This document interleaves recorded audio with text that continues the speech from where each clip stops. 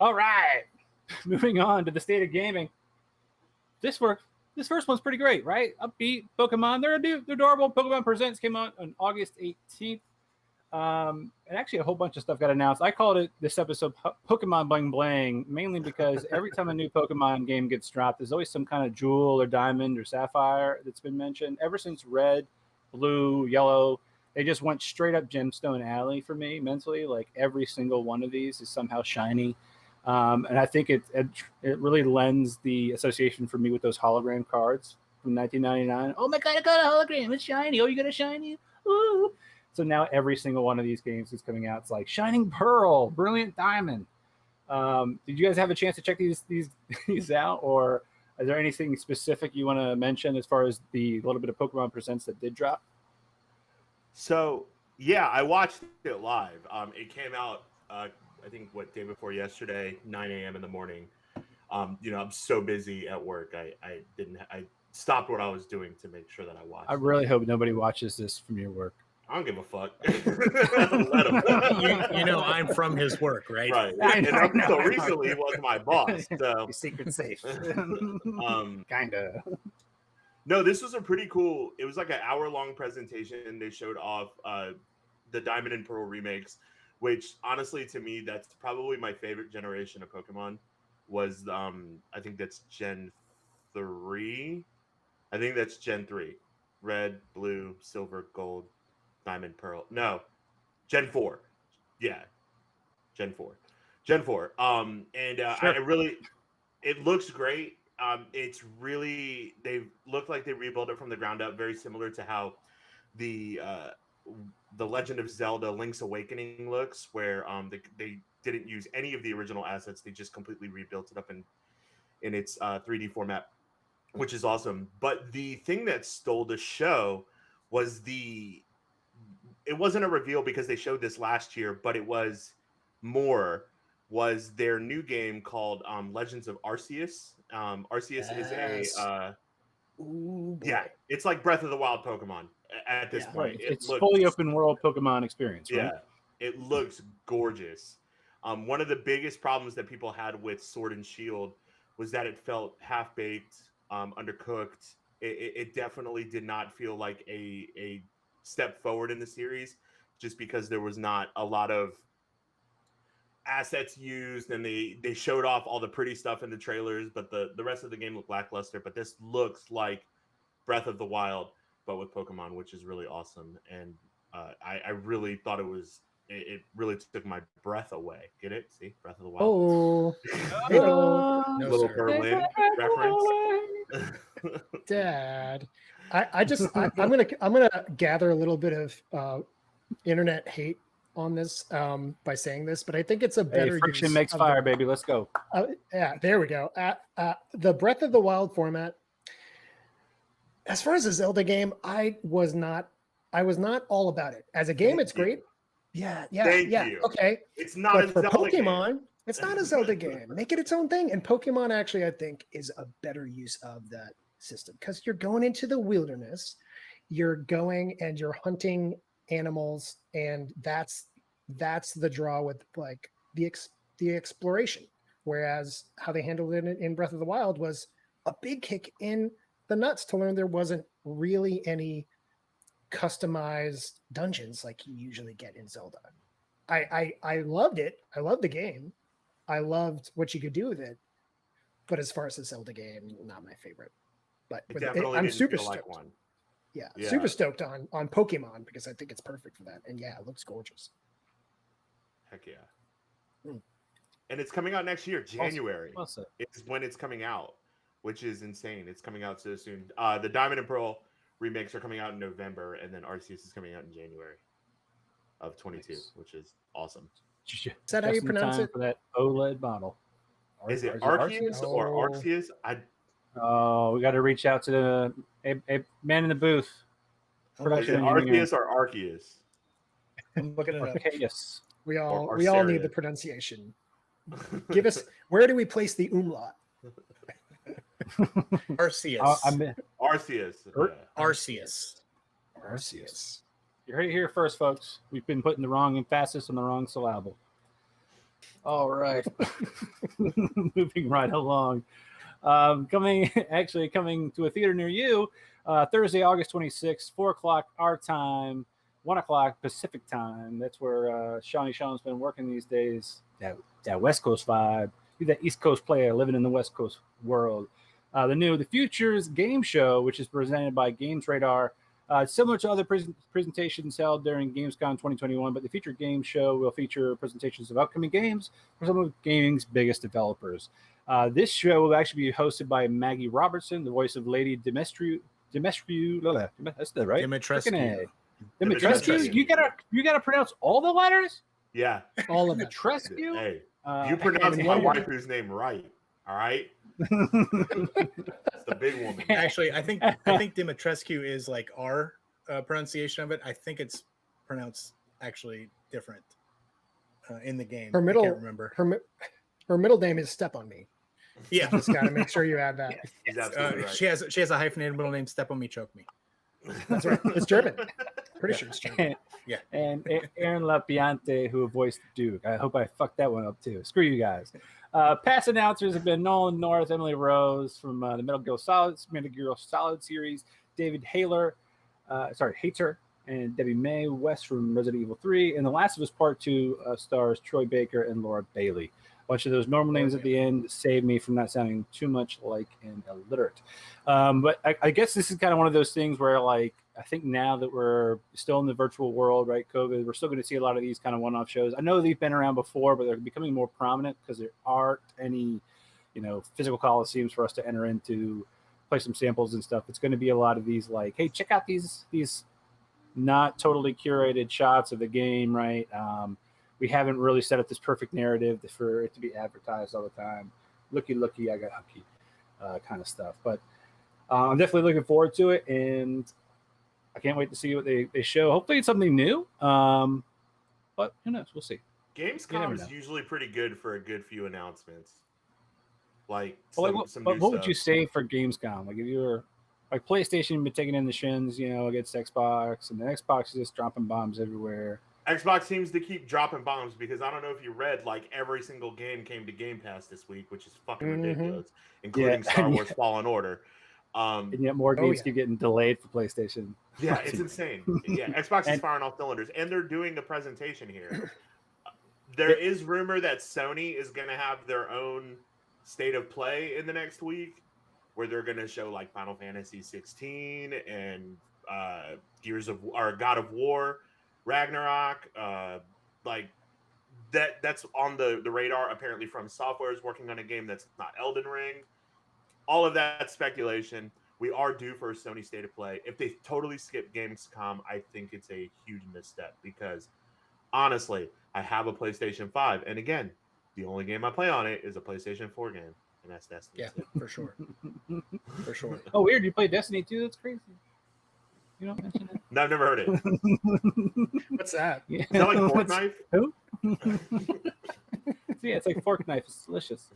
Unfortunately, our next topic goes right back into the dirt. Riot Games is currently, I guess, they're technically being issued a California Department of Fair Employment and Housing has issued a statement saying Riot Games has failed to inform its employees of their right to speak to the government about instances of harassment and discrimination. I don't know how you make this big of a misstep on the fucking heels of Activision Blizzard and all that. Like, what? Well, remember, Riot Games has been under investigation before. They had a big legal issue before Blizzard, and then I think this is a result of that. They're just like, we don't tell them they can talk. I guess they think that the whole fallout from Activision is like going to detract from this. It's like, all right, the headlines won't be about Riot. Activision is what everybody's pointing their pitchforks at. I feel like the Eye of Sauron just instead of being like hyper focused, just like expanded its vision a little bit. And now everybody's getting fired. Who's going to be next? Also, who's going to be next? Ubisoft's going to be next. Ubisoft's already been in the news, and they already had people write letters. Like, their employees already wrote a letter that's like, stop fucking up. Ubisoft's definitely next.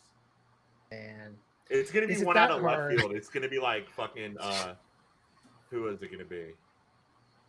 It's gonna be like 343. Like 343 is gonna be a hugely toxic Like environment. it's just completely.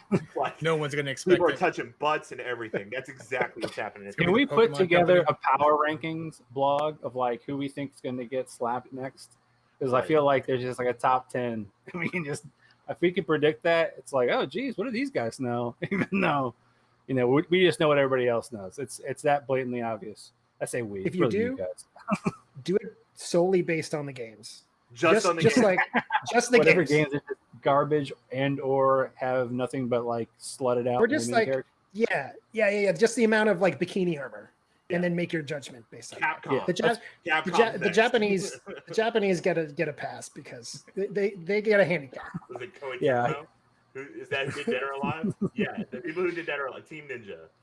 Yeah, that's why you're not seeing like a lot of Duke Nukem coming back. You know what I'm saying? Right. Maybe Rockstar. Also, Riot Games has the worst community of all time. It's the most toxic community of all time. And I play World of Warcraft, and World of Warcraft is toxic. But like League of Legends, I jumped into one League of Legends match. I got called the N-word twice by some child, and then someone called me a jungler, and I don't know what that is. I think that's a Probably something racist. it Probably. sounds like something racist. And then they called me a top. I have no idea what's happening, so I just quit. It's like I And then I heard went to Dota. somebody's called recently I think it was a jobber. Like, hey, you're a jobber, but it's like a Pittsburghian phrase for like being a jerk off because you give Oh, hand jobs. interesting. You're a jerk off. Yeah. Ah. Yeah. Or a strapper, something like that. It's basically the same thing. But I digress. I love slang.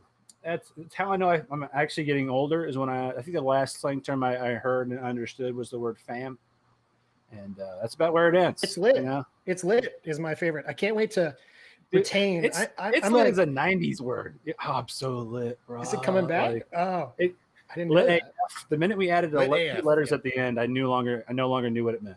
Like I was like, huh? Ruin this? The lit from the 90s is completely different from the lit in the 2020s, just so you know. The Oh, lit it's from the definitely 90s is talking about drugs. The lit from the For sure. 2020s is I just got a triple kill in Warzone. That and Gucci. Or I don't get or Gucci. Gucci. I use Gucci all the Yeah, time. Dom uses Gucci. I Like, use Yeah, Duh. nothing I've against been it. using Nothing Gucci against it. 2010, baby. Well, Can what's somebody getting- younger than us come on the show and just school us in slang terms? This is the very reason we started this whole damn thing is because I started playing Fork Knife and I didn't know what any of the terms were in the game. They were yelling at me. Oh, you guys got any bigs? I don't know what that means. The Do fuck you have any is a big? smalls? Small what? How can I have some more of nothing? I didn't understand. Still don't know what a sweat is or why they're so sweaty. Is it their weak palms are sweaty? I don't get it. It doesn't make sense. If someone to me. asked me for a big, I would literally respond with, "Nah, I'm more of a Castaway fan." I'm more of a It bro, doesn't not a sound show. amazing. You know what I mean? More of a Polar Express He's more of a- aficionado. I actually like Joe versus the volcano, but thank you for asking. Oh, Joe versus looking. So what makes the new slang more confusing is like now they're using hand signals. Like I don't know. Gee, I think that's Yeah, I I don't know what that means. Like Yeah. this It is could be white supremacy. it could be anything. I was afraid Is to it do upside it down? on camera. Yeah, do it upside down. I don't know. I don't know what I it never is. even know. Okay, This so was It the reminds point me of where I- like Wow. was Y'all it are this old. from like Seinfeld when like Kramer like was holding on to ketchup packets and didn't get beat up because he had his hands in a particular position. He's like, they didn't stab me because I had my hands up because somebody was the 8th president. They're I like, don't want to "That's derail too far Oh, more than we wow. already have. too late."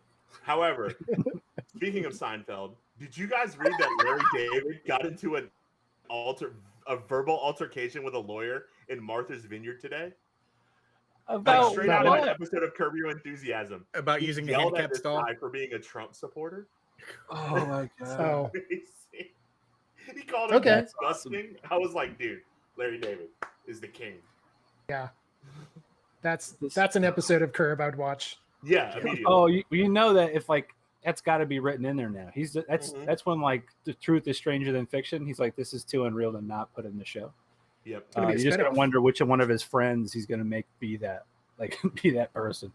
I just want to throw out that some of our fans have also never heard of these slang terms, at least except for lit and fire. They get those, and then Mom Spaghetti was also referenced. So I'm glad at least somebody got my Eminem reference. Mom Spaghetti's too from the old. movie 8 Mile with Eminem. He's also in Fortnite. I think that's where he originates from. It's the guy from Fortnite. He's the guy from Fortnite. What year is it?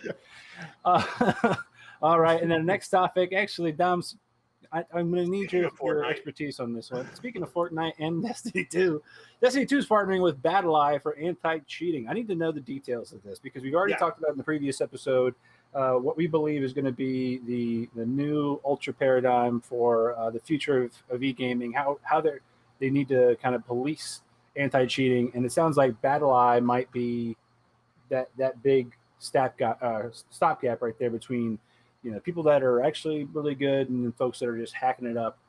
And I saw somebody today who actually showed their hack menu live on stream as they were telling them, I don't hack, and it just like pops up as they're like changing their aim assist settings and all this kind of crap. It was great.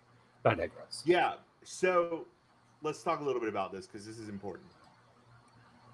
Bungie was a subsidiary of Activision a couple of years back, up until last year. What? Or the year before that. Was it 2019? 2020. Recently. Until then, so when Bungie was a part of Activision, Destiny 2 sat on the Battle.net launcher, which has very extensive cheat built-in, anti-cheat built-in. Since Destiny 2 moved off of the Activision launcher and onto Steam, the PC PvP scene has been overrun by cheaters. Hacking, aimbotting, wall hacking, manipulation of supers, all of that. And it has really destroyed the PvP community on PC. It's been terrible. Some of the biggest streamers, Pure Chill, Astacross, Benny, all of these guys that play, Grenader Jake, that play Destiny at a level that's higher than most everybody else, have been outspoken about the lack of anti-cheat in Destiny 2. And most modern games that have a PvP aspect have anti-cheat. Fortnite has anti-cheat. Valorant has Vanguard, which is a very big anti-cheat. Rainbow Six Siege uses Battle Eye, which is what Destiny is going to be using.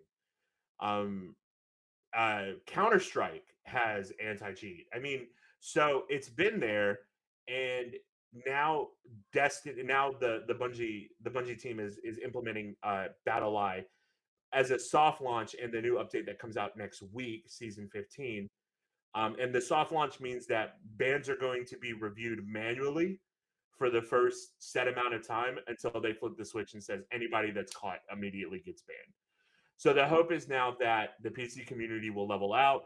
This is really important, especially with crossplay coming next week as well. So you don't want to intermix the PlayStation, Xbox, and Stadia players with PC and have that ecosystem of cheaters that is brought in. This might bring a lot of people back to Destiny PvP on PC. And Bungie has been teasing this showcase that they're having on Tuesday like they are bringing the hype train. I'm a huge Destiny 2 player. I've been a Destiny 2 player since Destiny 1. I've done day one raiding in Destiny 2. I've done all of that, and I'm super excited about kind of the future of that game. And they released this week at Bungie that was almost 6,000 words detailing a lot of weapon archetype changes for PvP that everybody keeps asking for, and anti-cheat was just that kind of cherry on the sundae. So I'm really excited about that. And I see Mike's face because I said I played Destiny 2 since Destiny 1, and he wanted to say something, and I just ignored it. I just wanted to say it. We've worked together for so long. We have. We've worked together for so long. I've played Destiny 2 since Destiny 1. No, you didn't. That's impossible. I played Destiny 2 since launch. He played Destiny 1 so much, it turned into Destiny 2 before Destiny 2 came out. That's right. Yeah. That's how much. All right. Well, no anti-cheat is what threw me out of Call of Duty Warzone. There was just rampant cheating. Also, I'm a terrible player, but also the cheating. The cheating was, I don't think as pervasive as it sounds like. I loved Destiny 2 for a time and had no idea like the PvP scene was just completely ruined. But I know that Battle Eye has been pretty good. on Battlegrounds, I think, and a bunch of other games. Yeah, PUBG and Rainbow Six Siege. I'm just ready for everybody to stop bitching about anti-cheat in Destiny 2. More than anything, they're like, there's no anti-cheat. Well, there's anti-cheat now, so please just stop. Everybody's saying Battle Eye's shitty. And I'm like, come on, man. Like, we can't win. Just be happy that you can't have it both ways, man. Right. You just can't. We got McDonald's at home. The McDonald's at home. It's Pepto Bismol. It's